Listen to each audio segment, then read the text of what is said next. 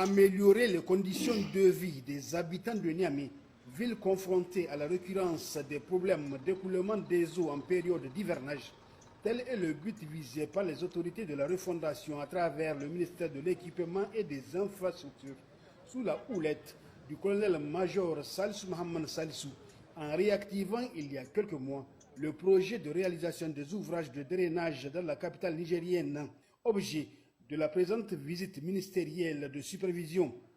Initiée dans le cadre de la mise en œuvre du projet intégré de développement urbain et de résilience multisectorielle PUDIREM, ces travaux exécutés par l'entreprise Moré consistent à la réalisation de 30 km d'ouvrages de drainage à travers les 5 arrondissements communaux de Niamey, composés de 17,47 km de caniveaux et collecteurs, 9,3 km de chaussées drainantes ou pavées et 3,6 km de chaussées bitumées.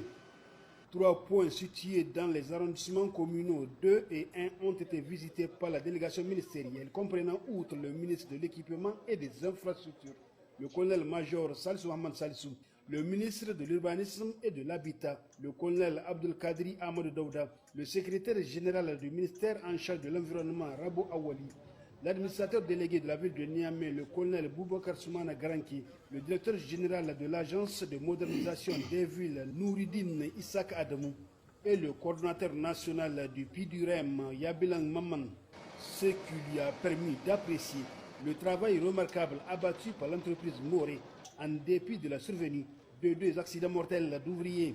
Ce projet est lancé depuis 2022. Des études ont été faites, mais la mise en œuvre a été retardée par un certain nombre de facteurs. Et nous avons été instruits par les plus hautes autorités, avec à leur tête son Excellence le général d'armée, Abdrahman Chani, président de la République du Niger, chef de l'État, et son Excellence Ali Mohamed Laminzane, Premier ministre de l'économie et des finances, à réunir l'ensemble des acteurs. Alhamdulillah, wa salatu wa salamu ala rasulillah sallallahu alaihi wa sallam. Amma ba'da, assalamu alaikum wa rahmatullahi wa barakatuh. ‘Yan uwa musulmi masu albarka da suke cikin wannan shafi mai tare albarka na TikTok, ina muku fata alkhairi. Ina roƙon Allah subhanahu wa ta'ala ya yi mana jagora zuwa ga ayyuka na alkhairi. Yawmul Arba'a, yau Mercredi, ranar Narba, 20 daidai ga wata na ɗai na Musulunci Al-Muharram, hijira 1447, ya yi daidai ga watan masu amsar albashi ga hukuma 16 ga wata na 7 miladiya 2025.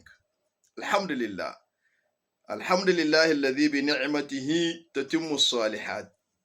‘Yan uwa musulmi masu albarka, sai mu gode wa Allah, mu ƙara gode masa da Allah maɗaukakin sarki ya taimake mu da wannan gwamnati mai albarka ta Majalisar Ceton Ƙasa CNSP, ƙarƙashin jagorancin mai girma mai daraja General Darme, President de la République du Niger, Abdurrahman Chani. Aiki ga mai ƙare ka. Masha Allah. Kuna gani abin farin ciki da yake abkuwa a ƙasar Niger, musamman ma ayyuka waɗanda Niger ta daɗe tana jira a yi irinsu. Gadodi, hanyoyi, tituna, waɗanda ake ba kwangila 'yan siyasa suna yin lalakon ayyuka. Za a zo a yi muku fabe, ruwa ba su kwantawa a titinku, amma a zo a ce fabe na za a yi muku, da sunan fabe a tarsan muku ruwa wuri ya zama tafki. Wannan yana ɗaya daga cikin kaɗan daga cikin zaluncin da 'yan siyasa suka ta yi ma al'umma da su da 'yan kwangilarsu.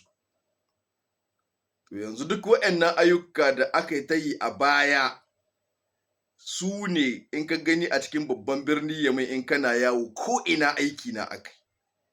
Wallahi wallahi, in baka yawo a cikin Nijar, ashe baka sanin ana ayyuka, musamman ma babban birni Yamai. Ayyuka na akai tukuru kamar yadda kuka gani. Ayyuka na akai ba kama hannun yaro.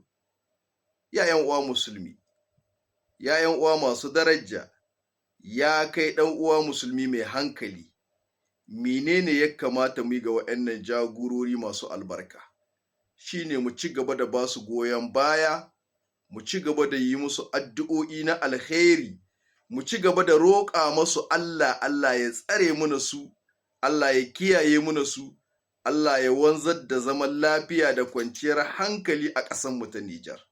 Mu ba da haɗin kai, mu haɗa gwiwa, mu yaƙi munafukan ƙasar Nijar da miyagun 'ya'yan ƙasar Nijar, karnan farautar Turawa, karnan farautar 'yan siyasa.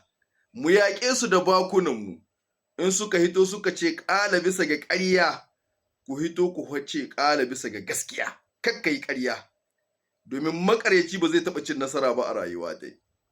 Wannan magana kullum muna faɗa muku, in dai ƙarya za ka faɗi da ƙarya da tuggu da makirci da ƙire, wallahi, tallahi, billahi, ba za ka taɓa cin nasara ba. Saboda haka in ka ga mutum na ƙarya a cikin al'amuran shi ko cikin magana yana ƙarya da makamantansu, to ka ƙyale shi, wallahi hwaɗaɗɗe na, ni ina da yaƙinin zai hwaɗu. Saboda haka duk abin da ka ga ana nunawa a cikin wannan tahiya gaskiya ce. Shi kansa mai girma shugaban ƙasa Abdurrahman Chani cewa yayi ai gaskiya, komi na bisa ga gaskiya na ake tahe da shi. Duk abin da za a yi za a faɗa ma talakawa, kuma za a nuna muku da ido ku gani. Shi kansa yana shigowa kafar talabijin ya yi ma talakawa bayani abin da ba a taɓa yi muku ba, inda an ka samu, inda an ka sa, inda an ka kashe, ai maka bayani dalla-dalla. Wani jagora na ya taɓa zuwa ya yi zamne, ana masa tambayoyi yana ba da amsoshi game da abubuwan da ke gudana. Wannan kaɗai ya isa ka gode ma Allah maɗaukakin sarki da ya taimake ku da wannan jagoranci. Ku haɗa gwiwa, ku zama tsintsiya ɗaya maɗaurinki ɗaya, ku yada ƙabilanci, kar ku yarda munafukan Allah, munafukan ƙasar Nijar waɗanda ke gina ma ƙasar Nijar ramu su yi amfani da ku ta hanyar ƙabilanci don cimma muradinsu. Kar ku yarda, saboda ba su buƙatar ƙasar Nijar ta ci gaba, ba su buƙatar ƙasar Nijar ta zamna lahiya, ba su buƙatar ƙasar Nijar a zama daidai.